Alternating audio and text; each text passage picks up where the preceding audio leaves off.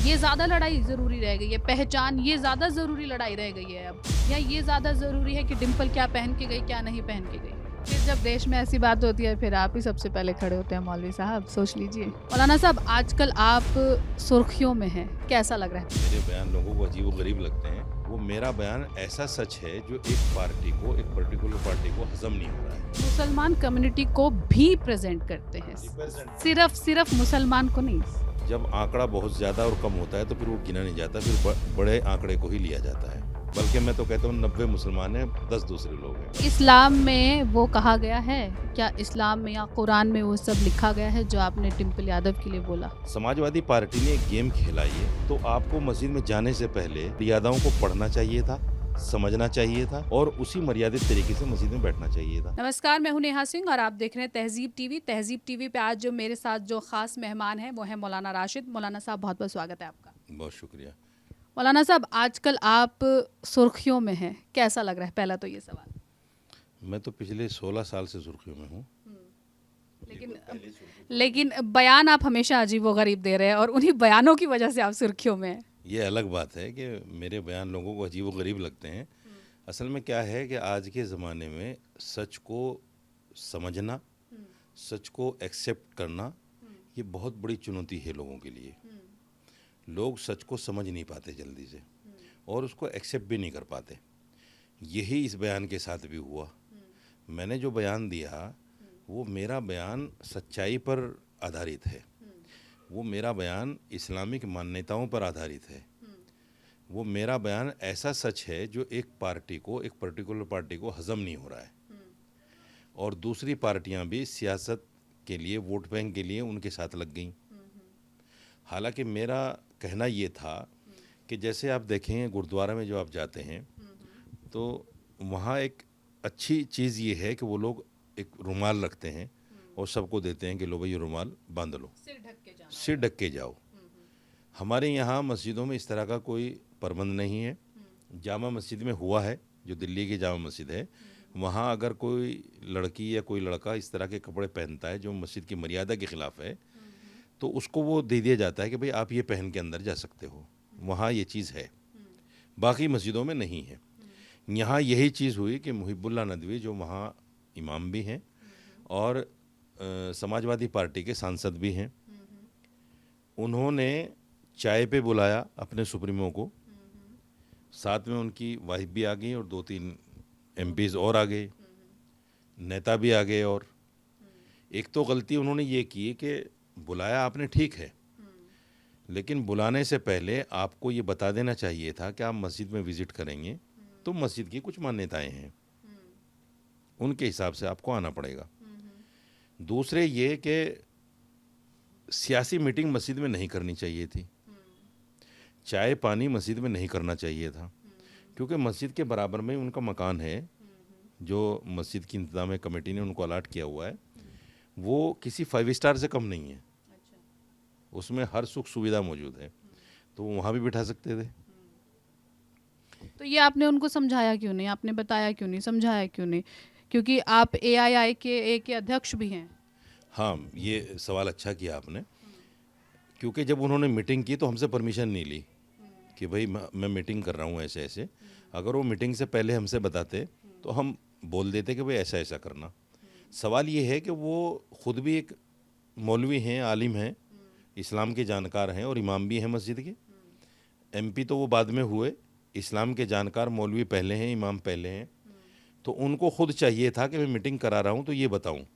दूसरी बात, अगर उन्होंने नहीं बताई थी तो जो लोग वहाँ जाने वाले थे वो देखिए समाजवादी पार्टी के सुप्रीमो हैं, खुद एमपी भी हैं, उनकी वाइफ भी एमपी हैं, मुसलमान कम्युनिटी को रिप्रेजेंट करते हैं और अपनी कॉन्स्टिट्यूंसी को भी रिप्रेजेंट करते हैं। मुसलमान कम्युनिटी को भी प्रेजेंट करते हैं, सिर्फ मुसलमान को नहीं, भी। हाँ हाँ, उसको भी लगा के सोच लीजिए आप। नहीं नहीं नहीं नहीं, नहीं नहीं, बातें मत घुमाइए। जब आंकड़ा बहुत ज़्यादा और कम होता है तो फिर वो गिना नहीं जाता, फिर बड़े आंकड़े को ही लिया जाता है। अब जैसे कुछ पार्टी के लोग कहते हैं 80-20 का आंकड़ा है तो 80 गिना जाएगा, 20 कहाँ गिना जाएगा? सोचो आप खुद ही। यहाँ भी सेम सिचुएशन है, 80 मुसलमान हैं, 20 दूसरे लोग हैं, बल्कि मैं तो कहता हूँ 90 मुसलमान हैं, 10 दूसरे लोग हैं। तो वो आंकड़ा, छोटा आंकड़ा जो है वो गिना नहीं जाता, बड़े साए में छोटा साया जम हो जाता है, उसको महसूस नहीं किया जा सकता। तो इन्होंने फिर जब देश में ऐसी बात होती है फिर आप ही सबसे पहले खड़े होते हैं मौलवी साहब, सोच लीजिए। हाँ, मुझे खड़ा होना पड़ेगा क्योंकि मैं इस्लामिक विद्वान हूँ, इस्लाम का जानकार हूँ, मैंने 12 साल मदरसे में पढ़ा है। मैं क्या जानता हूँ इस्लाम में वो कहा गया है, क्या इस्लाम में या कुरान में वो सब लिखा गया है जो आपने डिम्पल यादव के लिए बोला? मैं उसी पे आ रहा हूँ, मैं उसी पे आ रहा हूँ। एक तो इस्लामिक मान्यताओं के हिसाब से मस्जिद में सियासी पार्टी नहीं होनी चाहिए। दूसरे, इस्लामिक मान्यताओं के हिसाब से मस्जिद में पार्टी बनाकर खान पीन नहीं होना चाहिए। तीसरे, मस्जिद की जो मर्यादा है उसके अनुकूल कपड़े वस्त्र आपके होने चाहिए। ये 3 इस्लामिक मान्यताएं हैं। समाजवादी पार्टी ने एक गेम खेला ये, हालांकि वो गेम इनका उल्टा पड़ गया। उन्होंने सोचा था कि हम बीजेपी पार्टी की तरफ गुगली फेंक रहे हैं कि साहब देखो हम मस्जिद में जाकर मुसलमानों के साथ मीटिंग कर सकते हैं और मुसलमान हमारा वोट बैंक है। उन्होंने ये गुगली फेंकी थी। उनको ये पता नहीं था कि जब आप फ़ोटो बनाकर धर्मेंद्र यादव के थ्रू उसको वायरल करवाएंगे तो वो बहुत से इस्लामिक विद्वानों के पास भी जाएगा सोशल मीडिया में, उस पर लेदे भी होगी कि आप क्यों बैठे हैं, कैसे बैठे हैं, यहाँ ये नहीं हो सकता, यहाँ वो नहीं हो सकता। वही हुआ, जब फ़ोटो हमारे सामने आया तो हमने उस पर एक बयान दिया कि ये इस्लामिक मान्यताओं के ख़िलाफ़ है। और जब डिम्पल यादव जी जो सांसद भी हैं, अगर वो अपने घर में भी पूजा अर्चना करती हैं या मंदिर जाती हैं तो उसका एक प्रॉपर मर्यादित तरीका होता है। आपने एग्जैक्टली क्या बोला था? मैं बोल रहा हूँ उसको एक मर्यादित तरीका होता है और उस मर्यादित तरीके के हिसाब से आप पूजा पाठ करती हैं। आपने मस्जिद की मर्यादाओं को तार तार कर दिया। आपने सोचा ही नहीं कि मैं जा रही हूँ तो क्यों जाऊँ, कैसे जाऊँ।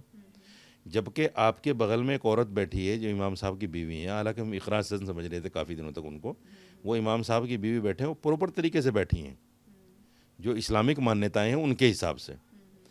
मेरा सवाल सिर्फ मस्जिद के लिए है। मस्जिद के बाहर कोई क्या खाता है, क्या पहनता है, किस हाल में रहता है, मुझे उससे कोई लेना देना नहीं। मैं चूँकि इस्लामिक बात कर रहा हूँ तो मुझे मस्जिद के अंदर की बात करनी है, बाहर की नहीं करनी। मैंने ये कहा ये सामाजिक भी है और इस्लामिक भी है। आप मेरे यहाँ चलिए, मैं सहारनपुर का हूँ, बेसिक गांव देहात का रहने वाला हूँ। एक तो हम मुसलमान हैं, दूसरे हमारे यहाँ पर्दे का सामाजिक तौर पर बड़ा एहतमाम किया जाता है। अगर 15-20 साल की बच्ची उसके सर पे पल्लू ना हो और ऐसी घूमती हुई दिख जाए तो चाचा ताया कोई भी ये कह सकता है सर पे पल्लू रखो, नंगी मत घूमो। उसको आम मुहावरे में, आम ज़बान में ये कह दिया जाता है। उसका बुरा वो भी नहीं मानते और बुराई की नीयत से हम भी नहीं कहते, सिर्फ उसको ये जताने के लिए कि आपका सर खुला हुआ है तो उसको नंगा कह दिया जाता है। ये एक आम भाषा है। इसमें किसी की तौहीन करना, किसी को नीचा दिखाना, किसी पर अमर्यादित टिप्पणी करना, ऐसा कोई ना इंटेंशन था और ना ये उसमें आता है। लेकिन मैंने जैसे नंगा शब्द यूज़ किया तो उसको टीवी ने काट छांट के तराश के ऐसा बना दिया कि जैसा नंगा कह देना एक बहुत बड़ी गाली है, बहुत बड़ी गाली है। लेकिन देखिए सर, जब आप एक जगह पे होते हैं, आप किसी को रिप्रेजेंट करते हैं, आप एआईआई के अध्यक्ष भी हैं, है ना, और फिर जिनके बारे में आप बोल रहे हैं वो भी एक कम्युनिटी को भी रिप्रेजेंट करती हैं, एक जगह से वो आती हैं, एक नेता है, सीधी सी बात है अगर शॉर्ट फॉर्म में बोलें तो। अगर आप ऐसे लोग जो हमेशा मीडिया के कैमरों में रहते हैं, दोनों लोग, आप भी और वो भी, ऐसे लोग कुछ करते भी हैं तो उनके लिए भी फिर खबरें तो बनती हैं ना। आप अगर अपने घर में कुछ बोलते हैं वो लोगों को नहीं पता चलता, लेकिन अगर आप बाहर ऐसी भाषा का इस्तेमाल करेंगे तो फिर सवाल उठेंगे, ज़रूर उठेंगे। आप किसी और तरीके से बोल सकते थे। और पहली बात, मैं अभी जिस जगह काम कर रही हूँ या जहाँ रहती हूँ, मेरे बहुत सारे सहयोगी हैं या मेरे बहुत सारे ऐसे मित्र भी हैं जो मुस्लिम हैं, मैंने ऐसी चीज़ें नहीं उनके मुंह से सुनी कभी भी। देखिए, जो सवाल आपने मुझसे किया है यही सवाल मैं डिम्पल यादव की तरफ फेंक रहा हूँ। क्या कि आप आम आदमियों की रिप्रेजेंटेटिव हैं, सांसद हैं और उस पार्टी के सुप्रीमो की बीवी हैं जो मुसलमानों को कहीं ना कहीं अपना समझते हैं और मुसलमान आपको अपना समझते हैं। तो आपको मस्जिद में जाने से पहले उन मर्यादाओं को पढ़ना चाहिए था, समझना चाहिए था और उसी मर्यादित तरीके से मस्जिद में बैठना चाहिए था। आपने मौका क्यों दिया हमें बोलने का? ये मेरा सवाल उनसे है। ऐसा तो नहीं सर कि वो कहीं ना कहीं बेचारे मुस्लिमों के लिए लड़ रहे हैं, आप ये सब करके उनको और खफा कर दें मुस्लिमों के लिए, क्योंकि आज अगर मुस्लिमों की मैं बात करूं, शायद बेसिक मुद्दों की लड़ाई ज़्यादा है, धर्म से ज़्यादा बेसिक मुद्दों की लड़ाई है, रोटी कपड़ा मकान शिक्षा घर, ये ज़्यादा लड़ाई ज़रूरी रह गई है, पहचान ये ज़्यादा ज़रूरी लड़ाई रह गई है अब, या ये ज़्यादा ज़रूरी है कि डिम्पल क्या पहन के गई क्या नहीं पहन के गई। समाजवादी पार्टी मुसलमानों के लिए लड़ रही है? ये आप बताइए। आप बताइए ना। आपने कहा, मेरा काम सवाल पूछना है आपसे। कहा कि समाजवादी पार्टी क्योंकि मुसलमानों के लिए लड़ रही है, आप उसको अलग करना चाहते हैं। आपने बोला समाजवादी पार्टी तो मुसलमान के लिए लड़ ही नहीं रही है। आपको याद होगा अभी इससे पहले इकरा हसन के बारे में एक योगेंद्र सिंह राणा नाम के आदमी ने ऐसी अभद्र टिप्पणी की जो मेरा शब्द उसके सामने बहुत बोना है। तो क्या मीडिया ने उन्हें बख्श दिया? मैं मीडिया पर नहीं जा रहा हूँ अभी मैं समाजवादी पर हूँ, जो मुसलमानों की हितैषी आपने बताया। मैंने नहीं बताया सर, ये आप जो अपने बातों की गुगली फेंक रहे हैं ये डिम्पल तक रखिए, मेरे पास मत लेके आइए। नहीं, मैंने नहीं फेंका। नहीं, देखिए मैं ये कहना चाहता हूँ, अगर समाजवादी पार्टी मुसलमानों को रिप्रेजेंट कर रही है, उनकी हितैषी है, तो जिन लोगों ने मेरे ऊपर हाथ छोड़ने की कोशिश की है, ये योद्धा, ये बहादुर, या मेरी ज़बान में ये गुंडे, उस योगेंद्र सिंह राणा के घर क्यों नहीं गए? इकरा हसन भी तो मुसलमान है, इकरा हसन भी तो एमपी है, इकरा हसन भी तो समाजवादी पार्टी की है, डिम्पल यादव भी एमपी हैं, इकरा हसन भी एमपी हैं। ये अलग बात है कि अखिलेश यादव की बीवी है डिम्पल, इतना फ़र्क है, नहीं तो एमपी वो भी हैं, एमपी वो भी हैं। फ़र्क क्या है? डिम्पल हिंदू हैं, इकरा यादव मुसलमान हैं, इकरा हसन मुसलमान है। इकरा हसन के लिए एक हिंदू ने बोल दिया तो ये मुसलमानवादी तंजीम, सो कॉल्ड सेकुलर सियासी पार्टी, इसने योगेंद्र यादव के खिलाफ ना एफआईआर की बात करी, ना उसके घर जाकर उसको जूते मारे, ना उसके फोटो पर जूतों का हार बनाकर पहनाया, ना उसका पुतला जलाया, इस सो कॉल्ड सेकुलर पार्टी ने। मौलाना साहब कहीं ऐसा तो नहीं है आप और आगे जाना चाहते हैं? मैं पूरी कर लूँ, मैं आऊँगा, मैं सारी बातों पे आऊँ, मैं समझ रहा हूँ आप क्या पूछना चाह रही हैं, मैं जाऊँगा। मैं ये कह रहा हूँ कि ये मुसलमानों की हितैषी पार्टी कहाँ है? इस पार्टी को तो पार्लियामेंट में जैसे बीजेपी ने डिम्पल यादव के खिलाफ धरना प्रदर्शन किया उसकी हिमायत में, इनको अपनी तमाम हिमायती पार्टियों के साथ में मिलकर, उनके पार्लियामेंट के सदस्यों के साथ मिलकर इकरा हसन के लिए धरना दे देना चाहिए था पार्लियामेंट में। योगेंद्र यादव ने कैसे कह दिया इकरा हसन को ऐसा?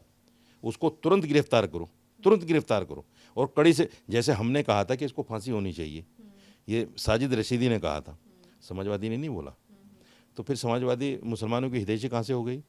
वो मुसलमान थी, कहने वाला हिंदू था, इसलिए समाजवादी पार्टी खामोश हो गई। यहाँ कहने वाला मुसलमान है और जिसको कहा गया वो हिंदू है, इसलिए उस मुसलमान पर हमला कर दिया समाजवादी पार्टी के लोगों ने। तो आप एक्सेप्ट कीजिए ना कि आपने गलत बोला है, तरीका गलत था आपका। जो मैं कह रहा हूँ ये सच्चाई नहीं है। मैं कुछ नहीं, मैं अपना वर्डिक्ट नहीं दूंगी, मैं पूछने आई हूँ। आप मानते हैं जो आपने कहा वो गलत था, तरीका गलत था आपका? अखिलेश यादव, मैंने तो आपको सामाजिक भी बताया, इस्लामिक भी बताया। आपका तरीका कैसा था? मेरा तरीका बिल्कुल ठीक है। आप अभी भी अपने बयान पे अड़े हैं? मैंने कोई गलत कहा ही नहीं, मैंने कोई गलत कहा ही कहा क्या? आप एग्जैक्टली बोल सकते हैं दोबारा? सुनिए बात, एक तो मैंने इकरा हसन का एग्जाम्पल दे दिया आपको। एग्जाम्पल नहीं, आप वहीं पे रहिए। एक और बताता हूँ, सूफिया कुरैशी हमारे देश की वो फ्रीडम फाइटर औरत जिसने ऑपरेशन सिंदूर को कमांड किया और पाकिस्तान में जाके आतंकवादियों के अड्डे ध्वस्त किए, उस बेटी के लिए क्या बोला गया? ये आतंकवादियों की बहन है। समाजवादी पार्टी के इन आगे पूरी खबर बताइए, उसके बाद क्या हुआ? सुन तो लीजिए। समाजवादी पार्टी के इन गुंडों ने, जिसने उसको आतंकवादी की बहन कहा, क्या उसको जूते मारे? क्या उसके घर पे गए? कोर्ट ने क्या किया? पूरी खबर बताइए ना। कोर्ट तो अपना काम करता है, कोर्ट इनके लिए भी काम करेगा और कोर्ट इकरा हसन के लिए भी हाँ, काम तो बस करेगा, फिर जब कोर्ट है, न्यायालय है, आप झंडा लेकर अगर खड़े होते हैं तो फिर अपने बयान पर रहिए ना साहब कि हमसे गलती हुई है, हमने गलत बोला है। अगर कोर्ट पे ही छोड़ना है तो मेरे खिलाफ एफआईआर हो गई लखनऊ में, कोर्ट मुझसे पूछ लेगा आपने क्यों कहा, छोड़ दीजिए, बात ही नहीं करनी उस पर। हम बात नहीं, बात तो कर सकते हैं, बात तो कर सकते हैं, मार पिटाई गलत है, वो तो हम भी कह रहे हैं कि वो जो हुआ वो गलत है, वो जो हुआ वो गलत है, वो मैं भी मानती हूँ। नहीं, मैं अपनी बात से नहीं फिसल रही सर, आप बातें घुमा रहे हैं, आप बातें घुमा रहे हैं। आप अगर ये कह रहे हो कि कोर्ट देखेगा तो फिर सबके लिए कोर्ट देखेगा, मेरे लिए भी देखेगा, इकरा हसन के लिए भी देखेगा, सूफिया कुरैशी के लिए भी देखेगा। कहीं एक और बात सुनिए, आपको शायद नहीं पता, आप छोटी होंगी उस वक्त में, मुलायम सिंह यादव मुख्यमंत्री होते थे, उनके एक बड़े नेता ने एक रेप केस में उनका नाम आ गया। उनसे पत्रकारों ने, आप जैसे पत्रकारों ने जाके पूछा, नेताजी क्या कहना है आपका इसके बारे में, तो उन्होंने पता क्या कहा था? उन्होंने कहा था लड़के हैं, गलतियां हो जाती हैं। मेरा बयान उससे खतरनाक नहीं है, सोचो आप मेरी बात को, मेरा बयान उससे खतरनाक नहीं है। अच्छा एक बात बताइए, आपने गलत किया, उसने गलत किया, तो मैं भी गलत कर लूं? मैंने तो गलत किया ही नहीं। तो फिर आप एग्जाम्पल क्यों दे रहे हैं गलत के? नहीं, मैं गलत के एग्जाम्पल इसलिए दे रहा हूं कि मेरे बयान को गलत बताया जा रहा है और जिसने गलत कहा उसको सोचा ही नहीं जा रहा है। मरते दम तक मुलायम सिंह ने माफ़ी नहीं मांगी उसके लिए, बेचारे चले गए। ऊपर वाला उनकी आत्मा को शांति दे। हम भी उनको अच्छा नेता मानते थे जब तक हमारी आंखें नहीं खुली थी। जब आंखें खुली पता चला ओहो ये तो अब किसे अच्छा नेता मानते हैं मौलाना साहब? सवाल अब का नहीं है, मैं जब की बात कर रहा हूँ, जब वो अभी बता दीजिए, जब वो मुख्यमंत्री। क्योंकि पता है क्या, आपके बयान हमेशा से ही ऐसे रहे हैं, ये कोई पहला बयान नहीं है, आप भी जानते हैं अच्छी तरह से। बताइए। आप खुलेआम बोलते हैं आपने बीजेपी को वोट दिया, आपने सोमनाथ मंदिर के बारे में बोला, हालांकि उसके बाद आपने माफ़ी मांग ली। तो ये चीज़ें कहाँ जा रही हैं? क्या मीडिया में हमेशा रहना है, खबरों में हमेशा रहना है, या कहीं और जाना है? देखिए, बीजेपी को वोट देना मेरा संवैधानिक अधिकार है। मैं किसी को भी वोट दे सकता हूँ, किसी पार्टी की हिमायत कर सकता हूँ, ये तो कोई सवाल ही नहीं हो सकता। क्या आपने ऐसा क्यों? बिल्कुल बताऊंगा। जब मुझे मेरे संविधान ने उस काम को, मैंने कोई चोरी थोड़ी कर ली, मैंने कोई आतंकवादी हमला थोड़ी कर दिया देश पे, मैंने तो वोट दिया है, ये मेरा संवैधानिक अधिकार है। मैं बोलूँगा, चौड़े में बोलूँगा, क्या दिक्कत है उसमें? आपने सोमनाथ मंदिर की बात कही, सोमनाथ मंदिर पे भी मैंने जो हिस्ट्रीकार लिख रहे हैं वही बोला था, और मैंने रुमिला थापर और कई लोगों का नाम बताया था उस वक्त में। उन लोगों ने बाकायदा, उस पर किताबें हैं बाकायदा, लेकिन फिर भी मैंने, चूँकि वो धार्मिक इशू था, मैंने कहा भाई अगर किसी की भावनाओं को ठेस पहुंची हो तो उसके लिए मैं खेद प्रकट करता हूं, क्योंकि वो धार्मिक चीज़ थी, आस्था की चीज़ थी, मैंने उसको एक्सेप्ट किया। यहाँ आस्था की तो बात ही नहीं है, यहाँ तो मेरी आस्था को रौंद कर चला गया एक नेता, और मैं अगर उसके लिए बोल रहा हूँ तो मुझसे कहा जा रहा है कि तुमने गलत बोल दिया। मौलाना साहब, बात तरीके की हो रही है, आप इस चीज़ को समझिए, बात बार बार तरीके की हो रही है। आपने बोला कि आप घर में अपने छोटे बच्चे को, जो 14-15 साल की एक बच्ची है, उसको बोल सकते हैं। घर में हमारी एक आम भाषा होती है, जो घर में भाषा होती है वो आप बाहर जाते हैं, आप लोगों से बात करते हैं, घर वाली भाषा का इस्तेमाल तो नहीं करते होंगे ना आप? तो हर जगह वही करता हूँ। नहीं, आप घर में तो नहीं। नहीं, मैं तो वही करता हूँ। मैं जो भाषा आपसे इस्तेमाल कर रहा हूँ अभी, जिस वे में आपके साथ बात कर रहा हूँ, उसी वे में घर जाकर बात करता हूँ। मेरा दोहरा चरित्र नहीं है।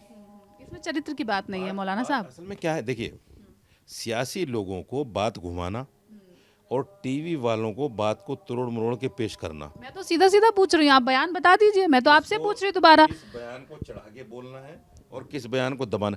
उसी दिन उसी टीवी पे एक हिंदू नेता ने, हिंदू प्रवक्ता ने, एक पार्टी के, डिम्पल यादव को मुझसे बहुत भद्दी भद्दी बातें कही। मैं आपको टीवी डिबेट भेज दूंगा, भेज देना, देख लेना। मुझे तो आपसे बात करनी है साहब। लेकिन वो चूंकि हिंदू था और जिसको कहा गया वो भी हिंदू थी, उसके बयान को दबा दिया गया। मैं चूंकि मुसलमान था कहने वाला, और जिसके लिए कहा गया वो हिंदू थी, मेरे बयान को उछाल दिया गया। आप हिंदू मुस्लिम पे क्यों आ रहे हैं? राजनीति इसी पे केंद्रित है, सिर्फ हिंदुस्तान को नहीं। अगर ट्रंप को भी इलेक्शन जीतना होता है, वहां भी मुसलमान का नाम आता है। तो क्या आप भी मुसलमान हिंदू हिंदू करके आगे जाने की फिराक में हैं? मैं तो राजनेता, जगह आपको भी चाहिए थोड़ी बहुत। मैं राजनेता तो हूँ नहीं, न मैं किसी सियासी पार्टी का पदाधिकारी हूँ, न मैं किसी सियासी पार्टी का सदस्य हूँ, मैं मेंबर भी नहीं हूँ। किसी को लाइक करना, किसी को डिसलाइक करना मेरा संवैधानिक अधिकार है। मैं पहले कांग्रेस को लाइक करता था, समाजवादी को भी लाइक करता था, लेकिन अब उसको ना करके मैं बीजेपी को लाइक कर रहा हूँ। तो ये मेरा संवैधानिक अधिकार है। तो नहीं, धीरे धीरे जगह बनाने की कोशिश हो रही है, जो पार्टी जगह दे दे उसमें चले जाएंगे। अभी तक जगह नहीं मिली तो फिर पहले सपा में गए, मतलब सपा की तारीफें की, फिर सपा से थोड़ा सा दिक्कत हो गई, जगह नहीं मिली, अब बीजेपी की देख लेते हैं करके, वक्फ की तारीफ कर लेते हैं देख के, क्या पता जगह मिल जाए। नहीं, देखिए, ना तो मैंने कभी समाजवादी पार्टी की इस नीयत से तारीफ की, ना कभी कांग्रेस की। आज मेरी 54 एज हो गई और मेरा सोनिया से 2006 से 2010 तक 1 to 1 था। मैं सुबह टाइम मांगता था, वो मुझे शाम को बुला लेती थी और हम घंटों घंटों बैठते थे। अगर मुझे पार्टी में जगह चाहिए होती तो क्या सोनिया मुझे जगह नहीं दे सकती थी? दे सकती थी। 10 साल जब मनमोहन प्राइम मिनिस्टर रहे, वहाँ जो इफ्तार पार्टियाँ हुआ करती थी, मैं उसका इमाम हुआ करता था वहाँ नमाज का। मैं ही जाता था 10 साल तक। तो क्या मैं मनमोहन से कह के अपने लिए जगह नहीं बना सकता था? मुलायम सिंह यादव से मेरा 1 to 1 था, क्या मैं उनसे कह के समाजवादी पार्टी में नहीं ले सकता था जगह? ये बात ही नहीं है। मैंने कभी पार्टी को महत्व नहीं दिया, किसी भी पार्टी। आज मैं बीजेपी के साथ हूँ, बीजेपी को लाइक करता हूँ, लेकिन कल जब उनकी महिलाओं ने, उनके एमपीओ ने मेरे खिलाफ प्रोटेस्ट किया डिम्पल यादव की हिमायत में, तो मैंने उनसे ये कहा कि इकरा हसन के लिए आपने क्यों नहीं किया, सूफिया कुरैशी के लिए आपने क्यों नहीं किया? आप ये भी तो बोल सकते थे डिम्पल यादव के लिए आराम से कि अगर आपको मस्जिद में जाना था तो आप सिर ढक के जा सकती थी, आराम से ये भाषा भी तो इस्तेमाल हो सकती थी। बात सिर्फ सिर ढक के जाने की नहीं है ना। आपने शायद वो फोटो नहीं देखा।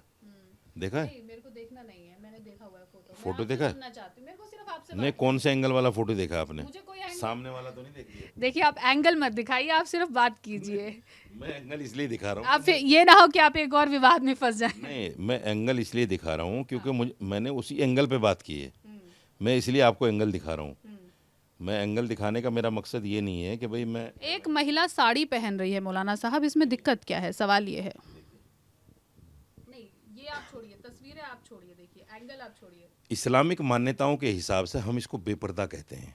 देखिए, आपको अगर इस्लामिक मान्यताएं सच में समझानी थी ना मौलाना साहब, तो आप प्यार से आके समझाते। आप इस तरह के शब्दों का इस्तेमाल नहीं करते ताकि लोग उन्हें समझते, उन इस्लामिक मान्यताओं को रिस्पेक्ट देते। अब हो गया है, दिक्कत क्या हो गई है, आपने जिस तरह के शब्दों का इस्तेमाल कर दिया, लोगों ने वो शब्द पकड़ लिया, लोग वहीं पर अड़ गए कि यार ये किया तो किया क्यों?